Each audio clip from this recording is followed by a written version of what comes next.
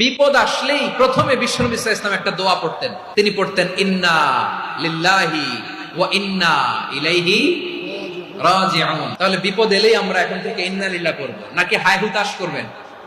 একদল আছে হায় হুতাশ করে, হায় আল্লাহ রে মোর কি হইল রে, মই কি হরমু রে, মই কমবে যামু রে, এরকম বিলাপ করতে নিষেধ করেছেন বিশ্বনবী।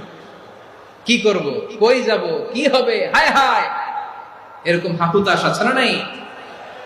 বিশ্বাসীরা হাহুতাশ করে না, তারা ইন্না লিল্লাহ পড়ে। তারপরে বিশ্বনবী পড়তেন আল্লাহুম্মা আজুরনি ফি মুসিবাতি ওয়াখলুফ লি খায়রাম মিনহা।